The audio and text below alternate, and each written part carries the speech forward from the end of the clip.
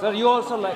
That is not what I was told earlier, sir. I was given a different assurance. Please don't stifle our voice when we are trying to raise some fundamental Whatever issues. is decided in BAC, accordingly, Honorable Speaker has allocated the time. That I have brought it to your notice. We're counting on you to be fair. Please be kind. We're counting on you to be fair, sir. The first question is, why is this bill needed?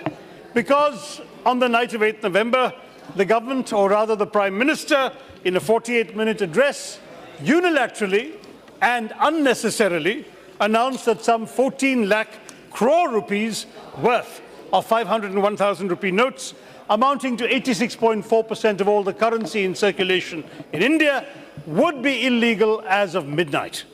In fact, 3 hours is what he gave our country to pull 86% of the country's money out of circulation, and this in a country where cash has represented 98% of all transactions by volume.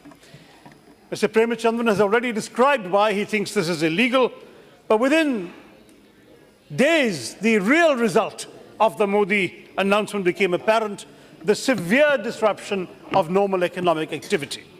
Since over 90% of the financial transactions are made in cash, over 85% of our workers in our country are paid in cash, the everyday economy was ground to a standstill in the last 2 months of the year. The government wants to get credit for its bold move, but what inept implementation, Mr. Chairman.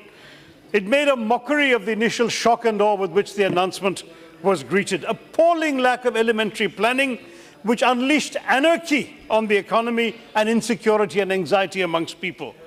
Not nearly enough new currency had been printed, so the banks did not have enough, not even a fraction of what was enough to meet the consumer demand for new notes. They didn't have the new notes, and so they restricted withdrawals to small amounts of cash that were insufficient for most people. This is also illegal, Mr. Chairman, though my friend, the Honourable Mr. Premachandran, didn't mention it, because my question is, under which provision of the law can an Indian citizen be denied access to his own account? Can the finance minister name one country in the world that disallows people from withdrawing money from their own bank accounts? It is merely a mask, Mr. Chairman, for the government's inefficiency in not printing enough notes. 30 days after the Prime Minister's speech, only 30% of the currency in circulation had been restored. The RBI told the Public Accounts Committee on January 18th that it was up to 60%. The SBI estimates it may go up to 70% by the end of February. The Economic Survey claims it will all be back by the end of March, but I don't think so, because the rate of printing of rupees 500 notes has been falling well below the target, and going by the rate at which the printing presses are functioning, it's going to take, I suspect, another 5 or 6 months to remonetize the entire banking system. Anyway, whenever that cash system is fully restored, it's very clear that the Prime Minister's "bear with me for 50 days" was yet another jumla. Yes. Now, there's even more inefficiency than that, because the government, when they started printing notes, didn't print enough quantity of the smaller notes. So if you were lucky enough to get a 2,000 rupee note, no one could make change for it for you. And even more inefficiency, the ATMs. It never occurred to the government to realize that if you want to put the new notes into the existing ATMs, they should be the same size as the old notes. They made them a different size, so they won't fit into the ATMs, and then they had to scramble to hire 50,000 engineers across the banking system to recalibrate the notes. Now, more seriously, Mr. Chairman, the lack of cash reduced both consumption and demand. I feel sorry for my friend, the finance minister, because he was proud, rightly so, that we were briefly the fastest growing economy in the world. Now we can no longer say that, because a booming economy that boasted the highest growth rates in the world has essentially suddenly become a cash-scarce economy, and the result was, of course, that production went down in all sectors. Small producers could not get working capital. Some businesses even have had to shut down. Daily wage workers, who are, of course, a majority of the labor force in our country, many of them lost their jobs because firms didn't have the cash to pay them. The Economic Survey itself, published by the Finance Ministry, states that demonetization is, and I quote, an aggregate demand shock, an aggregate supply shock, an uncertainty shock, and a liquidity shock. It says the cash crunch must have affected the informal economy. The informal economy accounts for nearly half the overall GDP and 80% of the employment economy, and inevitably it runs on cash. Unemployment now has shot up to a 5-year high of 5%, and according to the All India Manufacturers Organization, AIMO, macro and small-scale industries and traders have incurred 60% job losses and 47% revenue losses because of demonetization. Not only are the SMEs shutting down, according to AIMO, medium and large infrastructure companies they've surveyed have reported a 35% drop in employment and 45% drop in revenues. AIMO estimates even higher losses of jobs and revenue as of the end of March. Real estate, construction, infrastructure, which provide the maximum employment in our country after agriculture, are set to lose over 1 lakh jobs over the next year. The 8 lakh crore construction industry, which employs 4.5 crore people, has virtually ground to a halt with a drop of 80 to 90% in revenues. There's even been an inventory pileup because, of course, there's no consumer demand. Look at the economy, Mr. Chairman. All indicators, sales, cash flow, traders' incomes, production, employment were down in November and December 2016. And that's why our former Prime Minister, Dr. Manmohan Singh, estimated that the GDP of our country would shrink by 1 to 2% for the fiscal year. Local industries, footwear in Agra, garments in Tirupur, rubber in Kerala, and transport everywhere absolutely slowed down, in many cases had to be suspending their work for lack of money. The informal financial sector, rural money lenders who provide loans that amount to 40% of our total lending, that infrastructure has all but collapsed. In fact, rural India is in bad shape. The fishing industry, dependent entirely on cash sales of freshly caught fish, is deeply affected. This is even affecting coastal security, as I pointed out during question hour this morning, because the number of boats going out to sea has been so severely reduced because of demonetization that we have fewer eyes and ears looking for suspicious activity in our maritime waters. Traders are losing perishable stocks. Farmers are dumping their produce. There's another question today in question hour about that. In fact, there's been a study by economists at the Indira Gandhi Institute for Development Research, which in late November established that deliveries of rice to rural wholesale mandis were 61% below usual levels. Soybeans were down 77%, maize down 30%. The winter crop could not be sown on time because no one had cash for seeds, and therefore the harvest may well be 25% lower. And as I said, Mr. Chairman, we have another crisis when it comes to my own state of Kerala, because rural banking has been severely affected, since the distinct character of our rural banking sector is the major role of the cooperative sector, particularly primary cooperative societies, much more vibrant in Kerala than elsewhere, because over 70% of the deposits in primary agricultural cooperatives in India come from Kerala.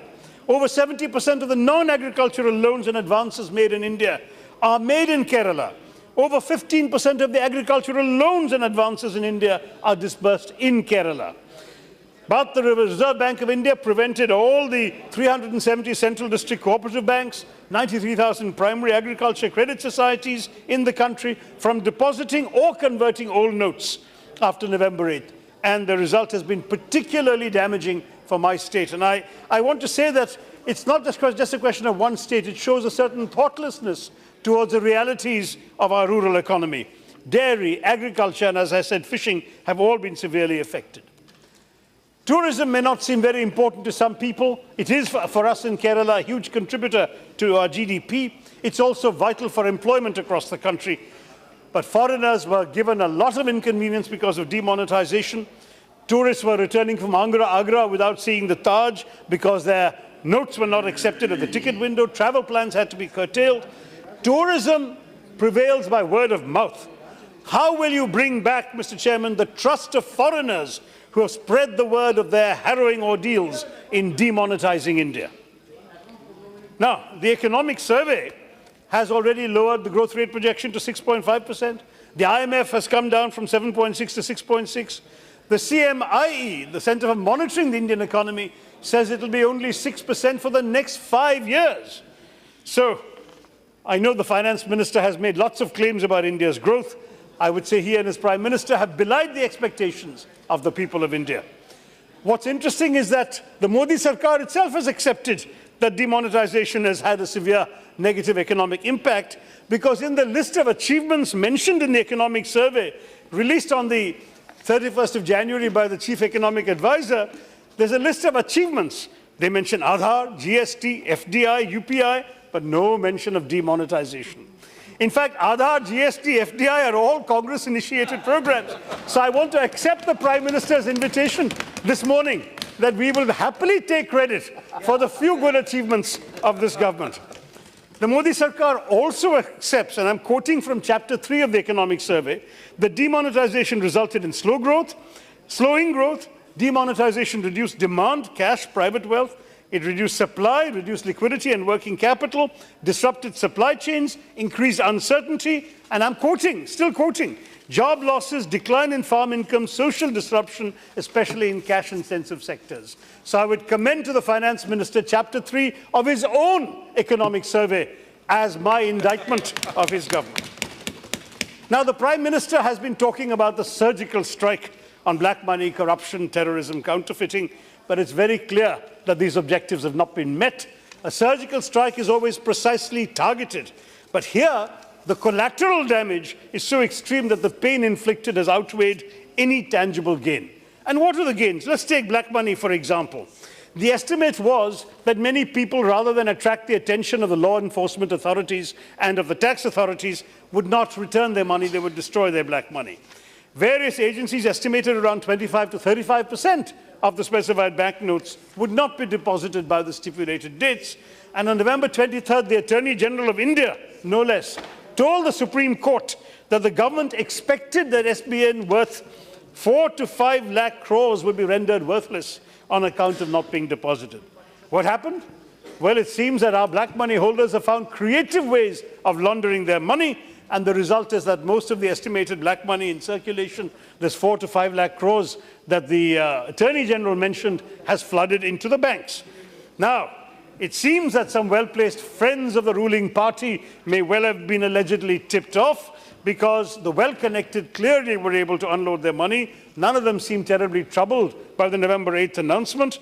We don't know, of course, how much has come in, because the Reserve Bank has not given official figures, but it has been widely reported that by the end of December, 95 to 97% of the money in circulation has already reached the banking system. Now, if that's so, and minus the small amount being held by the central banks of Nepal and Bhutan and by NRIs, it looks like at most you will have 2 or 3% at most of all the demonetized specified banknotes undeposited. So the primary objective of cleansing the economy, we can now forget it. In fact, the RBI governor himself has conceded there is no impact at all of demonetization on the RBI's balance sheet, and there may be no liability write-off at all. So the bill's purpose is to extinguish the liabilities of the RBI, but none have been reduced. Now, as we all know, all cash is not black money, all black money is not cash. Most of it has been invested in real estate and other property, gold and jewelry, investments abroad, and round-tripping that has seen the money return to India's stock market as foreign investment from countries like Mauritius. Now, the Prime Minister this morning asked, yes, that's true, but when did you know it? Let me say we have always known it. This party, the UPA government, has all openly said this. I myself have said it in 2 different black money debates in this very House in the last 6 years. So the fact is that the government should also have known it. Then why did they make a scheme that only touches such a small proportion of the black money assets that people are holding? Worse, in the 6 weeks after demonetization, the Income Tax Department announced it had seized 500 crore rupees in unaccounted cash, and strikingly 92 crores of that black money happened to be in new notes. So what's going on? We're finding cases of corrupt officials, including bank managers, being caught red-handed in illegal transactions. Some bank managers were sitting in their banks from 9 to 5, telling people they had more money. And then from 5 to 9 in the evening, they were giving money out the back door to those who could launder it. So I want to say, though I'm by no means tarnishing all bank managers for the sins of a few, the fact is, Mr. Finance Minister, that in your drive against corruption, you have created new forms of corruption. Black money continues to be generated clearly. It has merely changed color and shape. Black money has become white by way of pink. And of course, 2,000 rupee notes will take up less space in the launderer's briefcase than 1,000 rupee notes did. Counterfeiting. You all know that you can withdraw notes. We've withdrawn in the past series of notes, say those before 2005 were made illegal in 2014. You don't need to demonetize for such an exercise. You print new notes and you phase out the old. If you're going to print new notes, then you have to have strong security features enmeshed with the design in order to prevent counterfeiting. But it seems the government has missed the opportunity to put in credible security features in the new notes it has launched post-demonetization, because there's no new watermark, no new security thread or fiber, no new latent image, and certainly no nano chip, as BJP supporters were boasting on WhatsApp. So will a mere color, change of color and size make them safe? Worse still, shockingly, RBI has admitted that 3 different versions of the 500 rupee note have been printed in haste. If all 3 versions are authentic, isn't it going to confuse the public and make it easier for counterfeiters to get away with their own fake versions? But still, Mr. Chairman, how big a problem is this counterfeiting? The Prime Minister mentioned it on November 8th, but if you look at the statistical facts of the Indian Statistical Institute, Kolkata, under the supervision of the government's own National Investigation Agency, the estimate of fake currency notes in circulation is only 400 crores, or roughly 0.03% of the currency withdrawn. It also indicated that the ability of banks to prevent these notes being deposited was limited because the sudden deadline, sudden announcement, short deadline, lots of money flooding in, they couldn't counter, the machines couldn't tell the notes, tellers had to do it manually, they didn't have the time. So the result, it seems, according to anecdote anyway, is that there has been a lot of fake currency slipping through into the banking system and becoming legitimized. So far from hurting counterfeiters, demonetization may have helped fake currency by being exchanged for new notes. That's the consequence on counterfeit. Okay, please conclude, Shashi. On terrorism, the Prime Minister's third reason. Mr. Chairman, please be reasonable. We have a lot No, of... I am quite reasonable. Your party has got 25 minutes. Another 2 speakers you have. We will all be brief, sir. Let me quickly. All right, on terrorism, let me just say that a lot of studies... Already 20 minutes, nearing 20 minutes. Portal, showing that there is no causal relationship between the number of terrorist strikes on Indian soil and the absolute levels of currency in circulation. In any case, we're all seeing reports about terrorists being caught and arrested or shot in Kashmir possessing brand new currency notes. So how are the terrorists being affected? Instead, who has the government hit? Housewives. Housewives who had salted away their savings in biscuit tins or atta tins, they're the ones whose money has had to come out and be put into the bank when even their husbands didn't necessarily know how much they had saved.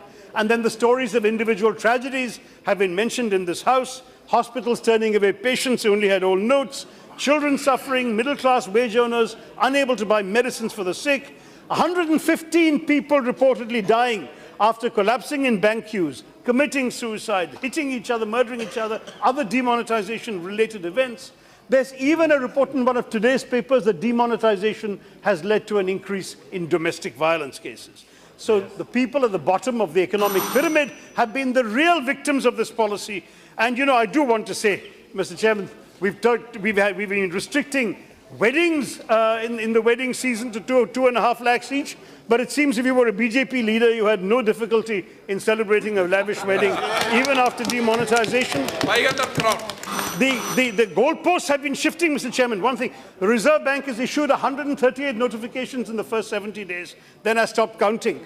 Even the Reserve Bank employees and officers have complained about operational mismanagement, which has dented the RBI's autonomy and reputation beyond repair. And the governor of the RBI has been reduced to a lamb, and he's so silent, it's the silence of the lamb. Yes. Now, I just want to stress finally, Mr. Chairman, we're getting new objectives. The finance minister talks about expanding the tax net, but look at the cost at which this tax net is going to be expanded. The Prime Minister talked about a cashless economy. Please conclude now. No cash in the banks, no cash in the ATMs, no cash with people. That's the kind of cashless economy we have. Okay, thank you. Now, the fact is, sir, that he has shifted the definition to less cash. I agree. Less cash economy. Professor Saugat Rai. Over 90% of our retail outlets don't have a card reader. Sir, last point. Speaking on the subject, The facts are very clear. Very few. Only 6% of Indian merchants and retail outlets even accept digital payments, Mr. Chairman. We are not a society in which, unfortunately, digital transactions can be done without impediments. And the problem is, therefore, we need a very, very significant digital infrastructure before we can do all this. Right. Our Prime Minister Thank you, and Shri Finance Saugat Rai. Minister, sir, are not building the foundations first. Fine. Oh, that was before I spoke. Yeah, before. That, you can't count that time, so I was just saying that. No, I'm not counting that. I only expunged that. All right, all right. The assurance is different. Saugat Rai.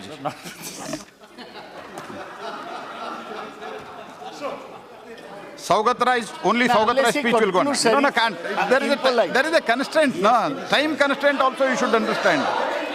No, you can't do like that. There is it is whatever is accepted in BSc accordingly. Madam Speaker has allotted the time. Please conclude now. Shashi Tharoor ji, please conclude. To conclude. Please conclude now. I am allowing. No, you please sit down. Why everybody to you want to conclude, speak? sir, yes. To conclude, and actually the mic was off when I made my earlier point, but just to conclude, however, that the illegality of the entire exercise has been raised by my colleague, Mr. Premachandran. The fact is the Gazette notification number 2652 by the Joint Secretary under Section 26(2) of the Reserve Bank of India Act 1934 nowhere gives the government the power to freeze bank accounts through limits on cash withdrawals. Nowhere gives the government the power to disrupt normal banking operations and impose mandatory disclosure requirements such as identity cards. So the fact is, there is a real question as to whether the contract I promised to pay the bearer can be legally repudiated by the government in this way. And I must say the Finance Minister, who is also a lawyer, should explain to us why this has been done, on what legal basis it's been done, why the minutes of the RBI decision on November 8th and the meeting notes have not been placed in the public domain, why only 4 independent directors attended out of 21 directors in the RBI, otherwise officials took the decision. Okay, thank you, Shri Professor Saugat Rai. And just to finish, therefore I urge... I'm sorry, Saugat Rai ji's speech, only Saugat Rai's speech will go on record.